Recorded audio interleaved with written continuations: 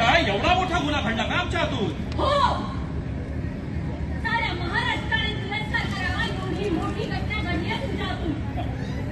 गेली 25 वर्ष महाराजांच्या संगतीने महाराष्ट्राला गुलामगिरीतून मुक्त करण्यासाठी त्यांच्या खांद्याला खांदा लावून तुम्ही वैऱ्यांची घटना मुसलमानी रियासतींकडून लाखो रुपयांच्या जहागिरी पायावर लोळण घेत होत्या, पण स्वराज्याची कांधा मारकर तुम्ही अमृततुल्य मानली. मराठ्यांचे सरनोबल छत्रपती शिवाजी महाराजांचा उजवा हात म्हणून दुनियेत नाव लौकिक मिळवलं. अखिल भारतवर्षात ज्यांच्या नावाचा डंका वाजतो, न्याय निवाडा करावा तो फक्त महाराजांच्या नेताजी पालकरांनीच. ज्या स्वामींसाठी हातावर घेऊन रणांगणात उभी राहायचा, आज स्वतःच्या स्वार्थासाठी त्या विजापुत्राच्या बाजूला येतात आणि स्वतःच्या धाई बांधवाचे संसार बेचिराग करणार. म्हणजे सारा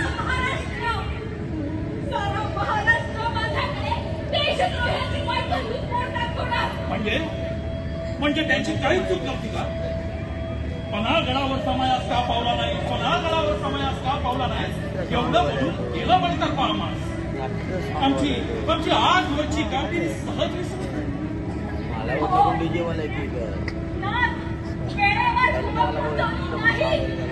महाराजांचा पराभव झाला आणि पराभव साधारण नव्हताच.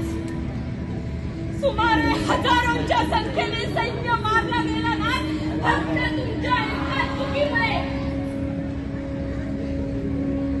आणि एवढा होऊ नये त्या बिनखानाच्या सांगण्यावरून तुम्ही मुघलांची नजरी करणार. हाय रे दुर्दैव, गेल्या अनेक जन्माचं पातक म्हणून मी तुमची पत्नी झाले.